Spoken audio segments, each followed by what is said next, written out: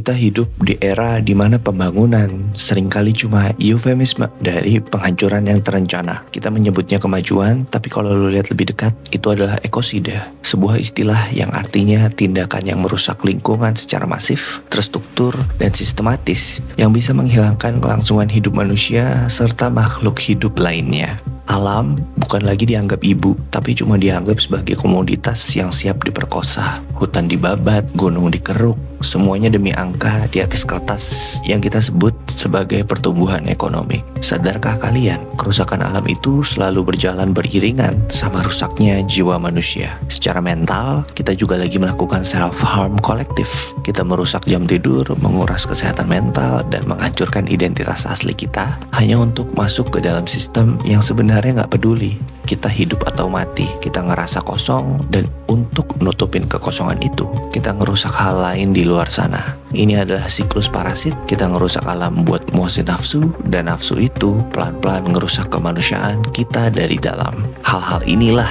baik dari segi mikro maupun makro, yang menjadi kritik sosial utama dalam film Para Prasuk. Sebuah film garapan Regas Banuteja yang menceritakan sebuah kelompok dari Desa Latas yang berjuang melawan penggusuran mata air oleh perusahaan besar PT Wanaria. Film ini punya world building yang sangat matang dengan rules-rules yang jelas dan juga sangat menarik tanpa mengorbankan alur ceritanya. Para Prasuk memperkenalkan kita kepada tradisi pesta sambetan, pesta yang mempertontonkan orang kerasukan secara sukarela. Dalam sambetan ada dua peran penting. Prasuk tugasnya seperti konduktor, mengiringi musik rave dalam pesta tersebut sekaligus menyalurkan roh-roh halus kepada pelamun. Sedangkan pelamun secara sukarela merasakan kerasukan untuk kenikmatan pada saat memasuki dunia roh halus. Konsep ini kemudian dibenturkan ke dalam cerita. Bayu berambisi untuk menjadi prasuk utama dalam pesta akbar sambetan untuk menggalang dana. Dana ini adalah bentuk perlawanan untuk melindungi mata air yang fungsinya menjadi tempat mencari roh-roh halus para prasuk. Untuk mendapatkan roh halus tersebut, prasuk juga harus melakukan pertapaan selama berminggu-minggu. Dalam pertapaan, prasuk harus berpuasa dan juga hidup bagaikan binatang yang jadi jelmaan roh halus itu.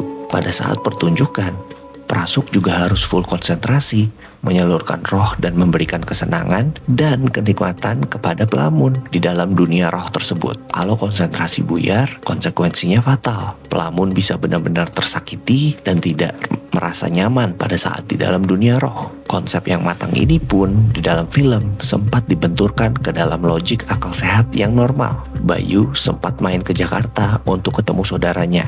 Di sana, pola pikir dan tradisi Bayu terbentur oleh logika normal selayaknya orang kota yang gak percaya gitu-gituan. Tapi uniknya, mereka punya kesamaan dalam mencari kesenangan, yaitu pesta sambetan dimiripin sama pesta dugem ibu kota. Mereka sama-sama menikmati musik dan juga mencari sensasi yang melayang-layang.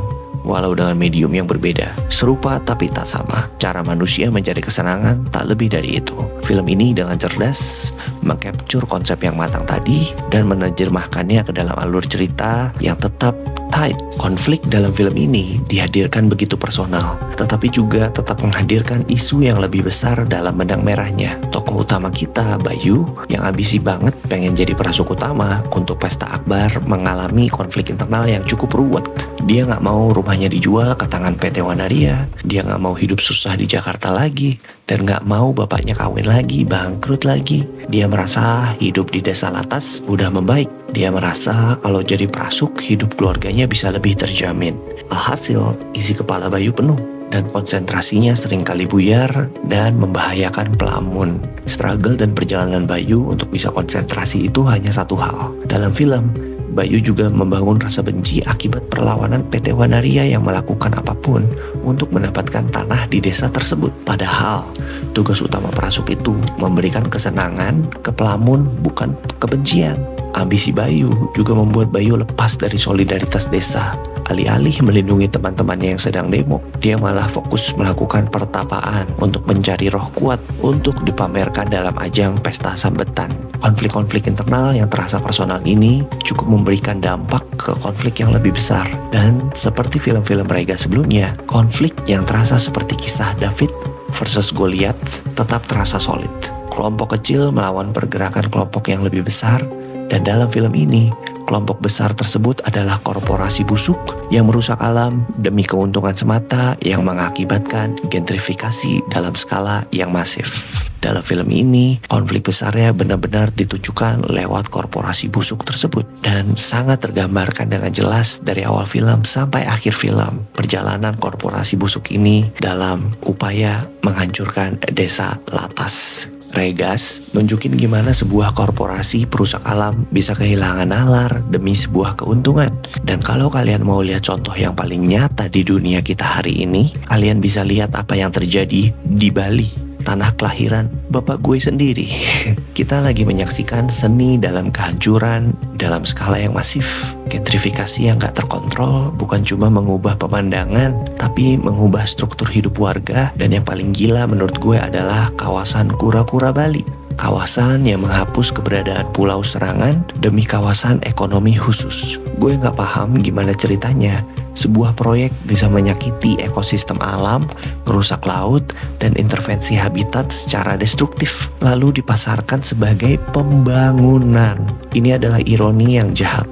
Kita memakai nama hewan yang habitatnya dihancurkan buat ngebangun beton wisata mewah yang eksklusif.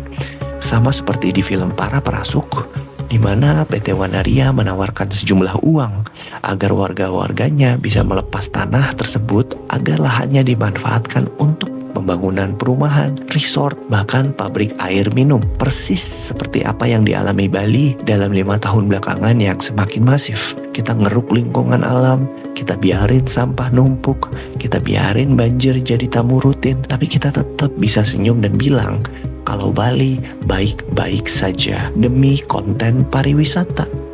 Pada akhirnya, konflik besar dalam film Para Perasuk adalah cermin retak yang dipaksa berdiri di depan muka kita semua. Kita menonton kehancuran desa Latas di layar bioskop, tapi pada saat keluar bioskop ada kawasan di dunia nyata yang mengalami nasib serupa. Bedanya, dunia nyata ini seolah tanpa perlawanan yang jelas. Sebuah film dengan konsep yang tak lazim, dieksekusi secara matang tanpa mengorbankan alur ceritanya, menampilkan konflik-konflik internal manusia, dan tidak lupa dengan konflik David versus Goliath yang punya pesan kritik sosial yang tajam, dan juga para aktor-aktor dengan tuntutan tinggi mengeksekusi perannya dengan sangat ciamik.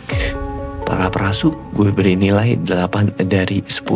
Pertanyaannya, apakah masih ada yang tersisa dari diri kita setelah semuanya benar-benar hancur nanti? Gue Septian, sampai jumpa di video Cinemacot berikutnya. Ciao.